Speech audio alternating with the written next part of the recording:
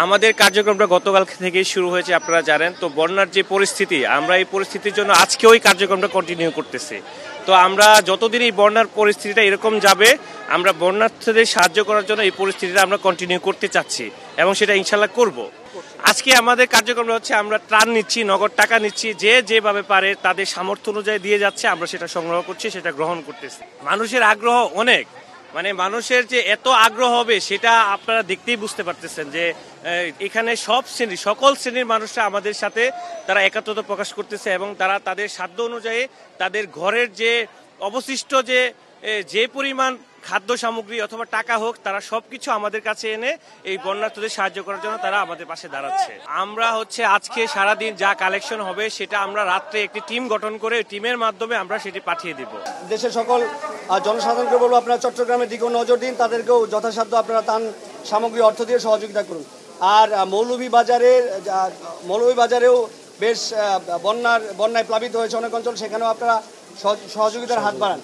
আরেকটা মিডিয়া ভাইদেরকে আমরা বলবো, আমাদের একটা বিকাশ মার্চেন্ট অ্যাকাউন্ট রয়েছে, যেটা বৈষম্য বিরোধী ছাত্র আন্দোলনের পক্ষ থেকে। ওইখানে নগদ, বিকাশ, ডাচ বাংলা, রকেট, আপনারা মিডিয়ার স্ক্রলে ওইটা দিয়ে দিবেন।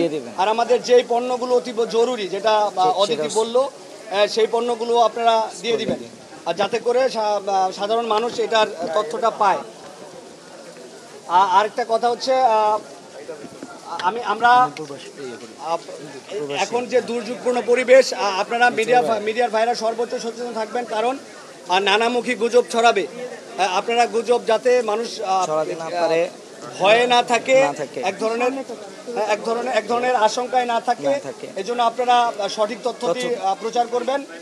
এবং মিডিয়া ভাইদের আরেকটি কথা বলবো যে একদম প্রান্তিক অঞ্চলে যেখানে বন্যায় প্লাবিত, ওইখানে অনেক মিডিয়ার কর্মীরা গিয়েছেন, তারা ওইখান থেকে আমাদের সঠিক তথ্য দিয়ে সহযোগিতা করবেন, কারণ আমরা এখনো অনেক জায়গায় রিচ করতে পারতেছি না।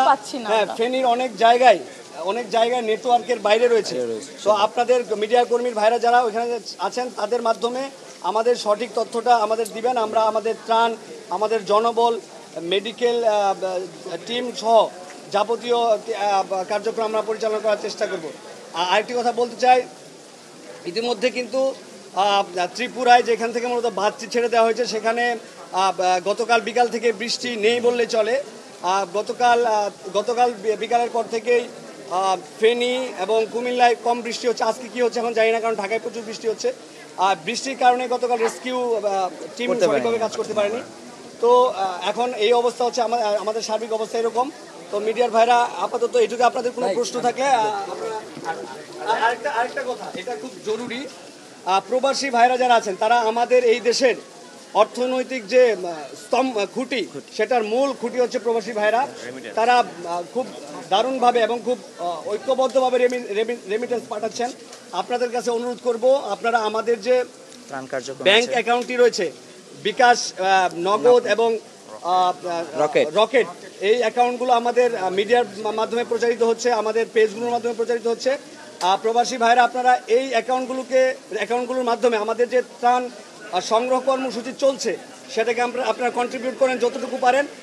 আমরা যে ক্রান্তিকাল পার করছি, যে দুর্যোগপূর্ণ সময়টি পার করছি, এটা দেশে বিদেশে সকল ধরনের বাংলাদেশে যারা রয়েছেন, তারা ঐক্যবদ্ধভাবে সাপোর্ট করেন। আমরা আপনাদের সাপোর্ট পেলেই আমরা এই দুর্যোগটাকে কাটিয়ে উঠতে পারবো।